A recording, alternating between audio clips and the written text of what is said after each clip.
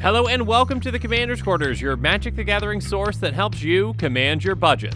This show and episodes like this one are possible thanks to viewers like you. If you're looking for an easy way to help support this show, make sure that you like, share, and subscribe. Also, hit that bell notification icon so you don't miss any new episodes. You can also go check out our playmats and other merchandise at thecommandersquarters.com. Another easy way to support this show is with our TCG Player affiliate links. So whether you're buying a deck or individual cards, you can use this general link right here or one in the description. And the final way that you can support this show is by supporting us directly by becoming a patron. There are many benefits to being a patron, and I truly couldn't do this without all their support. Hey everyone, Mitch coming in from the Commander's Quarters studio. Welcome to the show. So Commander is one of my favorite formats because you can do a lot of things in it that you really can't do in other formats. In other formats might be a little bit quicker, and you can't really, wait to cast a big spell that, just has a very splashy effect. And yeah, again, that's one of the reasons I really like Commander. So I thought today that I'd just go over some of my favorite big spells in Commander. I've had a Golos deck, I've had a Joda deck. And both kind of focus around, what big dumb things can I cast, that just have really a big splashy impact. Maybe you're not trying to, combo off with the right pieces, but you are kind of just trying to say, hey, I'm going to cast this 10 mana spell and let's see what happens. Let's see how you can react to that. And again, with those kinds of decks, you can cast multiple in the same turn. Now, it's not just kind of, restricted to Joda or Golos decks. There's plenty of other decks in Commander that can cast, an absurdly high costed spell because again, it's a multiplayer game that's casual. So, you can have these big splashy effects and it can be a lot of fun. So let's jump into it. I want to start off first though with kind of the big splashy spells that came out of Commander Legends. Let's just start off with the cycle. Basically there are 5 cards that each cost 9 mana, 6 and then 3 of one color.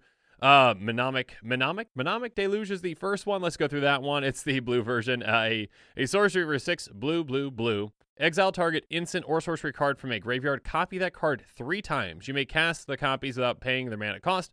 Exile Mnemonic Deluge.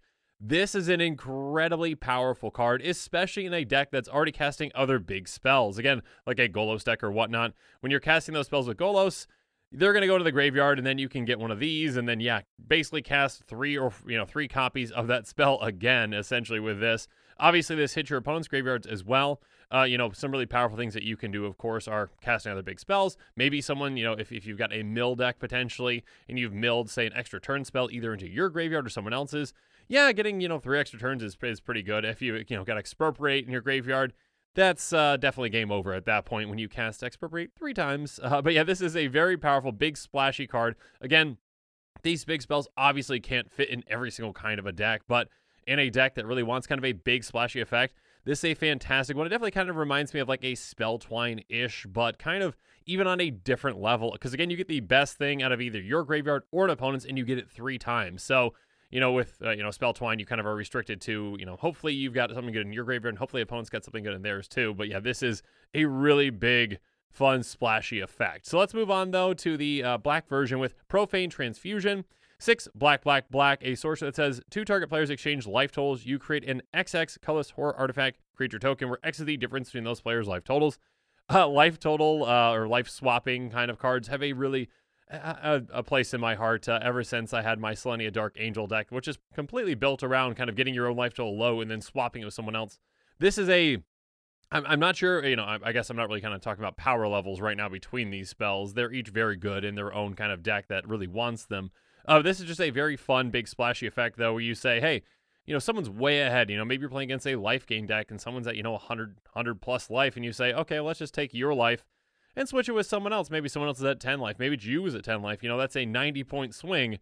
And then also, you're getting a 90-90 colorless artifact. Creature token, unfortunately, doesn't have trample, but, if you can do something fun with it, then you might be able to get through and smack someone for 90. It's a big kind of, this can turn a game completely on its head card. Obviously, for a 9-mana spell, you're hoping to get something big and splashy out of that. But again, it doesn't even have to be you that you're swapping life totals with. Maybe you make a deal with an opponent that is low and say, hey, you owe me pretty much for the rest of the game, and yeah, I'll still get my giant creature out of it, but you're getting your life total back up, and, the opponent who's ahead can get, you can get their life total way down. So again, some really fun things that you can do this with. I think this one's definitely more niche than Mnemonic Deluge, but yeah, still has a place in some decks.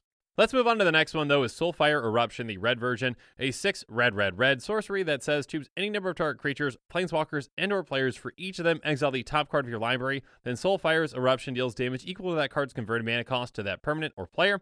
You may play the exiled cards until the end of your next turn. This is a big, it's kind of like, it's a card advantage spell. It's not really a draw spell. Again, this is that impulse kind of draw where you get access to that card until the next turn and the end of your next turn. So again, you're probably not going to have mana to cast those things on the same turn, unless you're kind of like storming off or doing, getting rituals and whatnot. But yeah, you have access to those cards until the end of next turn, which is great. But yeah, this is, it's kind of like a giant roll of the dice for essentially everything. This could be a one-sided board wipe that takes out all of your opponent's creatures, pings them for a decent amount. Again, it just depends on what's on top of your library and what you kind of reveal. So it's a big kind of fun thing, where you can, if you've got some other high CMC cards in your deck, which you probably will if you're playing this in your deck and you've already, you have the ability to play a 9-mana card, you might be pinging someone to the face for, 10 damage, which could be a really big play and taking out kind of their board as well. And obviously you can also just really whiff with this. You choose someone's creatures and you hit lands, or you hit something that's just not quite as big or not quite enough damage to take out that creature. So yeah. This one is a pretty unique card. Again, luckily you do get access to those cards until the end of the next turn because, yeah, you're going to be hard-pressed to be able to cast a lot of them this turn. But yeah, it can definitely be a big blowout in the right situation. Just a lot of fun.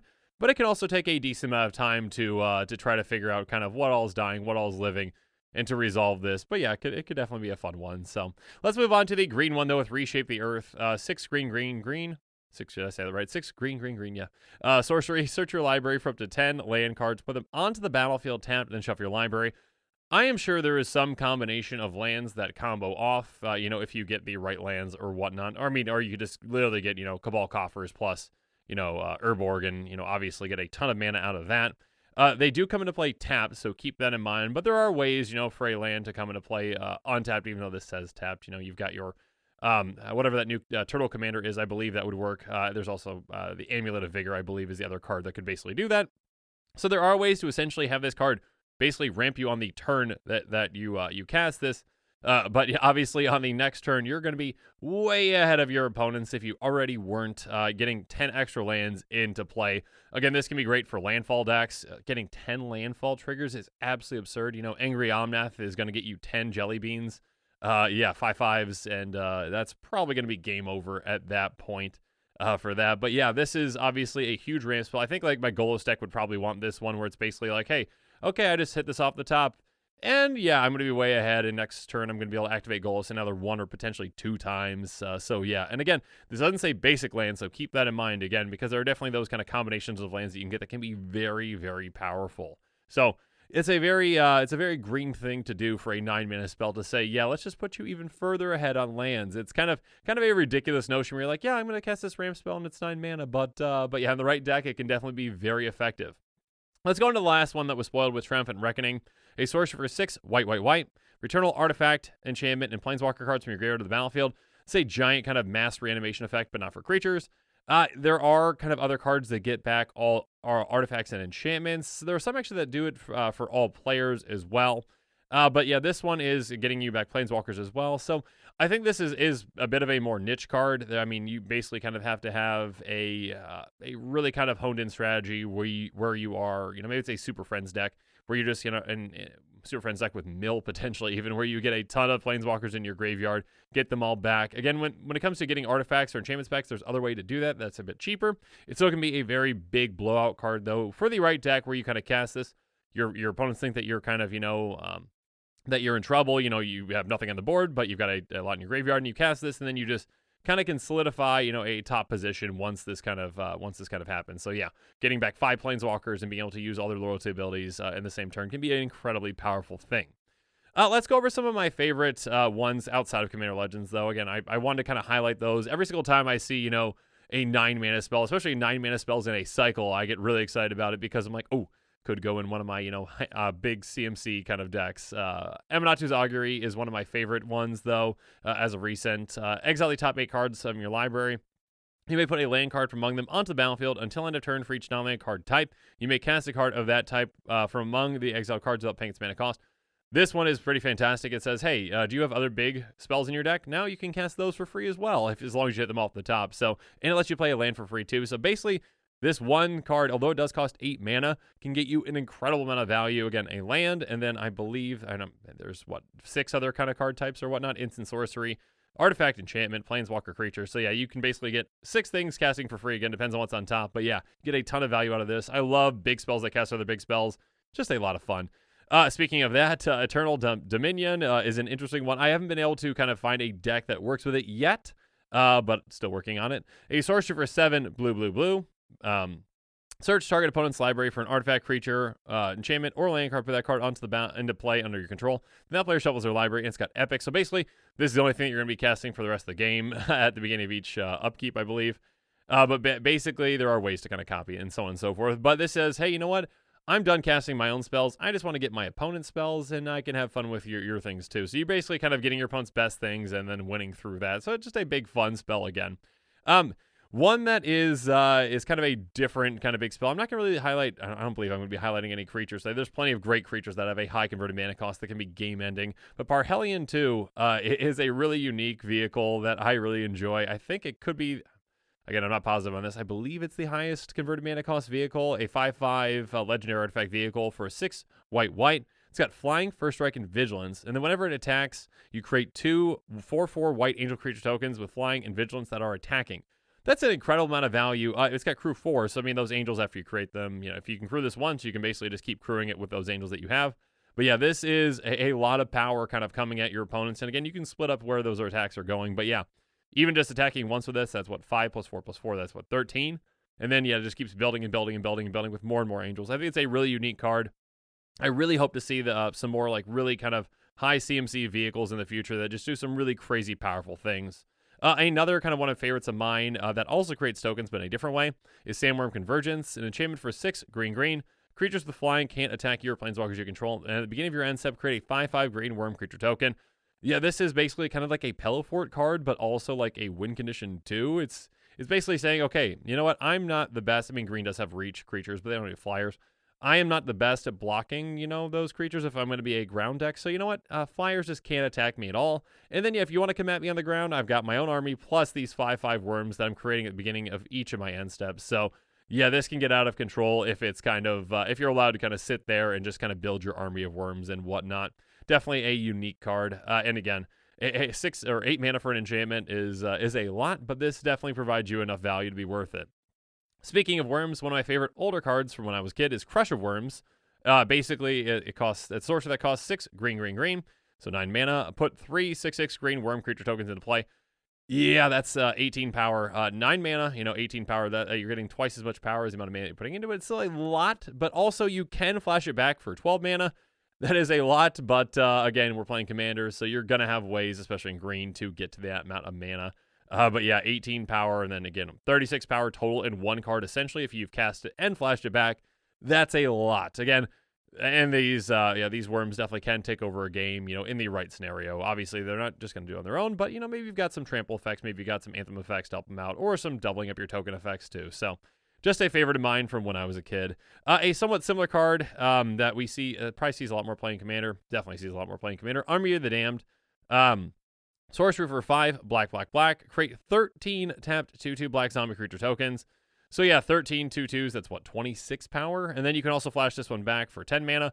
Yeah, it's a lot of zombies, and that is a lot of power as well. Again, if you just have one Anthem effect in play, that's going to be a ton. So yeah, 13 zombies, 26 zombies total. It's pretty ridiculous to all fit into one card, but it's a very flavorful, fun thing. And one last, I believe I promised that this is the last token card that I'm going to be addressing, but it's a fun one as well. Stormherd, a sorcerer for 8 white, create X/1/1 white Pegasus creature tokens with flying, where X is your life total. I know I've said before that, white can be a weaker color, because, one of its strengths is lifelink, but this is a way to turn kind of that, potential weakness that some people consider, to a big strength. If you've got 80 life and then you create 80/1/1 Pegasus with flying, and you've got any kind of, you don't even need an Anthem effect at that point, but if you have an Anthem effect, you're just doubling up, that to 160 power.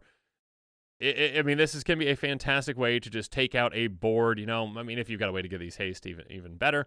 But yeah, just say, okay, I don't have any creatures on the board, and now I've got 80 of them. So yeah, it can be a lot of fun. Next up, there's Worst Fears. If you saw the Close Quarters episode, unfortunately, my Worst Fears got countered in that one, and that was a pretty big play. But yeah, it's a sorcery for 7 and a black. You control target player during that player's next turn. Exile Worst Fears.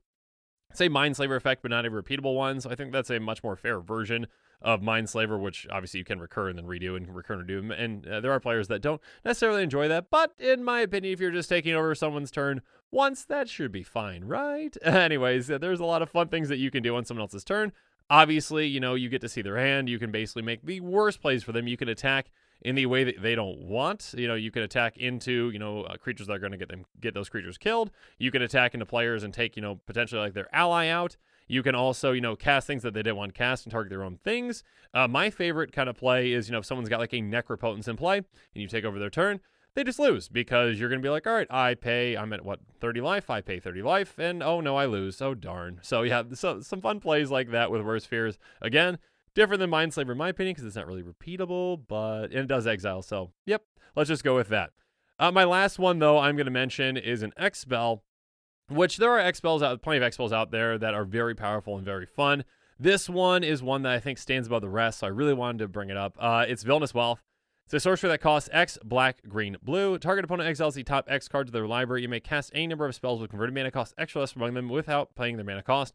This is just a giant, all right, let's see what's on top of your library, and I'm going to cast and try to beat you with your own things kind of thing. So this is one of those, all right, I'm going to build up an absurd amount of mana and just throw it all into this one spell. Hopefully it doesn't get countered. I mean, maybe you've got, you know, save that extra 2 mana for that counter spell or whatnot to make sure that this goes through. But yeah, you basically are throughout the game kind of trying to figure out which of your opponents has the best deck for this card, you know, which has the most powerful things, and then get a ton of things off the top and see if you can beat your opponents with their own cards. So yeah, this is just a lot of fun. I believe my Tasker deck was completely built around this, and yeah, it's a really fun card.